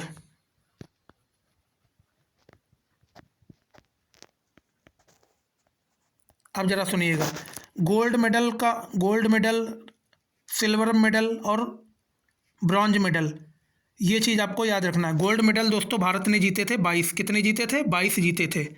और सिल्वर मेडल कितने जीते थे, सिल्वर मेडल दोस्तों 16 जीते थे, ये भी आपको याद रखना। और ब्रॉन्ज मेडल 23 जीते थे, ये भी आपको ध्यान रखना है। और भारत का स्थान कौन सा था, चौथा स्थान था, चौथा स्थान। फोर्थ स्थान था दोस्तों भारत का, कौन सा स्थान था, चौथा स्थान था। ये चीज़ भी आपको ध्यान रखनी है। जो यहाँ पे दोस्तों फैक्ट बताए जाएं वो सभी फैक्ट आपको याद रखना है। दोस्तों भारत से ऊपर देश कौन कौन से थे, तो आपको याद रखना है, भारत से ऊपर दोस्तों ऑस्ट्रेलिया था, इंग्लैंड था और कनाडा था। भारत चौथे नंबर पे था, ये चीज़ आपको ध्यान रखना है। पहला स्थान दोस्तों ऑस्ट्रेलिया का था, और ऑस्ट्रेलिया ने, ये भी फैक्ट आपको बता देता हूँ, पहला दोस्तों कंट्री था, पहले नंबर पे कौन था? ऑस्ट्रेलिया था। ऑस्ट्रेलिया ने कितने जीत रखे थे, कितने पदक मतलब मेडल जीते थे? तो आपको याद रखना है, ऑस्ट्रेलिया ने 178 मेडल जीते थे टोटल। कितने जीते थे? 178। और दूसरे स्थान पे था इंग्लैंड। कौन था? इंग्लैंड दूसरे स्थान पे था। इंग्लैंड कौन से स्थान पे था? इंग्लैंड था दूसरे स्थान पे। इंग्लैंड ने 176 मेडल जीते थे, ये चीज़ आपको याद रखना है। और तीसरा स्थान था दोस्तों कनाडा का। किसका था? कनाडा का। तीसरा स्थान किसका था? कनाडा का था। और कनाडा ने दोस्तों 92 मेडल जीत रखे थे, ये चीज़ आपको ध्यान रखना है। और चौथा स्थान हमने अभी आपको बताया कि भारत का था, और मैंने आपको बताया था उसमें भारत ने गोल्ड मेडल कितने जीते थे, सिल्वर कितने जीते थे और ब्रॉन्ज कितने जीते थे। मैंने आपको सारा विवरण अभी दिया था, तो ये चीज़ आपको समझ आ चुकी होगी। फिर अगला क्वेश्चन आता है, SCO शिखर सम्मेलन 2022 में किस शहर को पहली बार SCO पैटर्न और सांस्कृतिक राजधानी के रूप में नामित किया गया है? आपको इसका जवाब देना है। तो आपका इसका जवाब हो जाएगा वाराणसी। वाराणसी को नामित किया गया है। वाराणसी को नामित किया गया है, ये चीज़ आपको ध्यान रखनी है दोस्तों। किसको नामित किया गया है? वाराणसी को नामित किया गया है। दोस्तों ये भी आपको याद रखना है कि G20 वर्किंग ग्रुप की 100वीं बैठक कहाँ हुई थी? G20 ग्रुप की 100वीं बैठक भी दोस्तों वाराणसी में हुई थी, ये भी आपको याद रखना है। G20 वर्किंग ग्रुप की 100वीं बैठक भी वाराणसी में ही हुई थी, ये चीज़ भी आपको ध्यान रखनी है। अगला सवाल, देश के लिए हर प्रारूप में 100 मैच खेलने वाले एकमात्र खिलाड़ी कौन बने हैं? देश के लिए हर प्रारूप में 100 मैच खेलने वाले एकमात्र खिलाड़ी कौन बने हैं? तो आपका सही जवाब क्या होगा दोस्तों? विराट कोहली। विराट कोहली आपका सही जवाब हो जाएगा, जिन्होंने हर प्रारूप में देश के लिए 100 मैच खेले हैं, ये चीज़ आपको ध्यान रखना है। विराट कोहली एक ऐसे खिलाड़ी हैं जिन्होंने देश के लिए तीनों फॉर्मेट में 100 के ऊपर मैच खेले हैं, ये चीज़ आपको ध्यान रखनी है। अगला सवाल, हाल ही में सात्विक चिराग ने बैडमिंटन विश्व चैंपियनशिप में कौन सा पदक जीता है? आपको बताना है, हाल ही में सात्विक चिराग ने बैडमिंटन विश्व चैंपियनशिप में कौन सा पदक जीता है? तो आपको इसका जवाब देना है।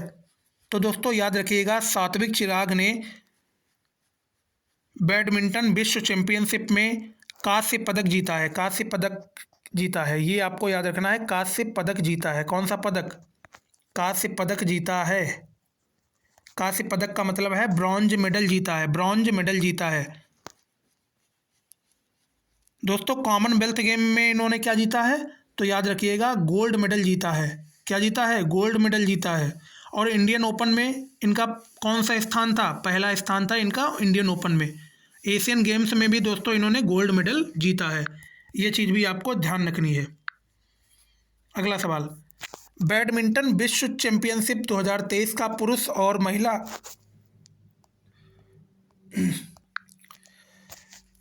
बैडमिंटन विश्व चैंपियनशिप 2023 का पुरुष और महिला एकल वर्ग का खिताब किसने जीता है? ये चीज़ आपको बतानी है। बैडमिंटन विश्व चैंपियनशिप 2023 का पुरुष और महिला एकल वर्ग का खिताब किसने जीता है? तो आपका सही जवाब क्या होगा दोस्तों? आपका सही जवाब होगा कुनलाबुत बिटीडरसन। कुनलाबुत बिटीडरसन और NA यांग, इन्होंने दोस्तों जीता है। कुनलाबुत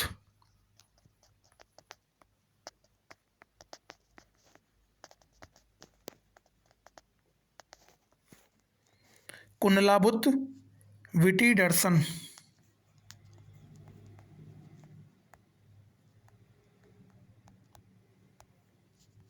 और किसने जीता है दोस्तों? और जीता है N से यांग। यन से यांग, यन से यंग, ये चीज़ आपको ध्यान रखनी है।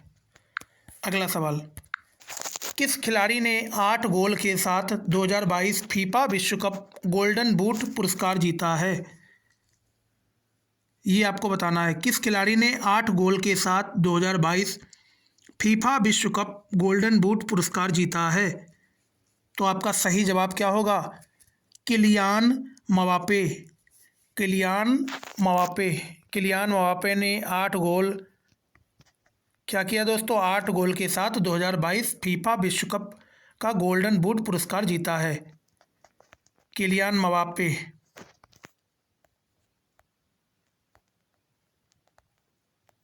ये चीज़ आपको ध्यान रखनी है। अगला सवाल, हाल ही में कौन आर्मी एविएशन कोर में कॉम्बैट एविएटर के रूप में शामिल होने वाली पहली महिला अधिकारी बनी हैं? हाल ही में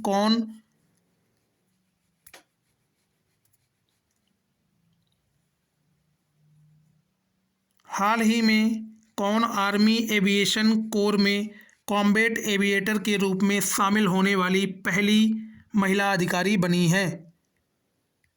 आपको इसका जवाब देना है। तो आपका जवाब हो जाएगा अभिलाषा बराक। अभिलाषा बराक।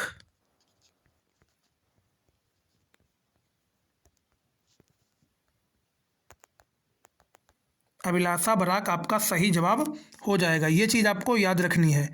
अभिलाषा बराक आपका सही जवाब हो जाएगा। अगला सवाल, हाल ही में किसने 2023 दोहा डायमंड लीग में पहला स्थान प्राप्त किया है? आपको बताना है। हाल ही में किसने 2023 दोहा डायमंड लीग में पहला स्थान प्राप्त किया है? तो आपका सही जवाब क्या होगा? नीरज चोपड़ा। क्या होगा? नीरज चोपड़ा।